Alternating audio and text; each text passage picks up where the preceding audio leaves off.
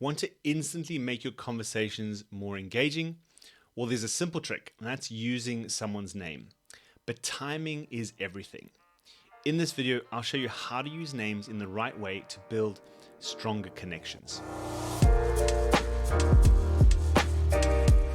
Hey everyone, and welcome back to the channel. There's actually a lot of psychology behind using people's names.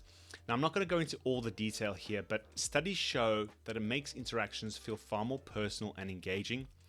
But if you overdo it, it can come across as fake or even manipulative. So today I want to share with you 3 simple tips on how and when to use names to boost your conversations without making them feel awkward. Be sure to stick around till the end as well, because I've got a couple of key warnings to make sure that this doesn't backfire on you. Now, just before we dive into today's video, I want to let you know that I've started a WhatsApp community for this channel. Now, this is a space where you can connect with me more directly. You can ask me questions. I can share other updates or insights. I also want to set up some upcoming coaching sessions where I can help you tackle specific challenges live. Now, it's a great way to get some personalized support and just connect. So if you'd like to join me, the link is in the description below. So number 1, when you first start a conversation, introducing yourself and asking for their name is a great way to get things kicked off in a more personal way. But don't just say it for the sake of it. Try and use it as naturally as possible. So for example, I might say, "Hey, I'm Jules. What's your name?" "Nice to meet you, Sarah." From there, you don't need to repeat it immediately. Just let that conversation flow naturally. Secondly, names can be powerful when used at the right time. Another couple of great moments is during emotional or persuasive points. So for example, "Sarah, can you imagine the impact you could have on a child's life today?" Hearing their names during these kinds of moments make that message feel far more personal and relevant to them. Another great time to use it is when you're reinforcing someone's commitment. So if, for instance, someone agrees with you or they express a lot of interest in what you're saying, you can bring their name back in here. "That's a great point, Sarah. It sounds like this is a cause that really resonates with you." So lastly, one of the most powerful points to use someone's name is in your call to action when it comes to actually asking for their support. Using their name here can make it feel far more direct, far more personal.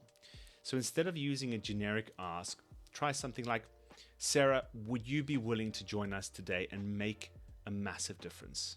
It feels way more like it's a personal invitation rather than just another pitch. Now, I mentioned a couple of quick warnings. There are 2 main ways that you can use someone's name that will backfire. The first one is overusing it. If you say someone's name in every sentence, it will feel weird, forced, and manipulative. So just really try and avoid using their name too many times.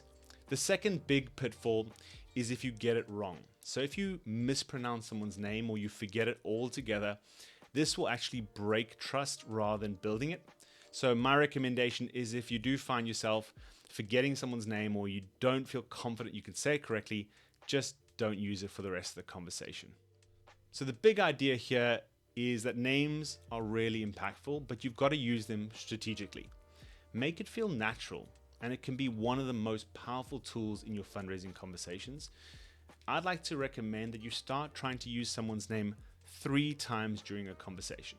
So just practice in each conversation using strategic points to use their name 3 times, and you will find that with practice you'll get far better at this and it will become second nature and super natural. And finally, I'd love to hear from you. Drop me a comment below. Let me know your thoughts. And if you found this content useful and helpful, I would love it if you would support the channel, like the video, subscribe so you can get more fundraising tips. And as always, stay inspired and keep fundraising.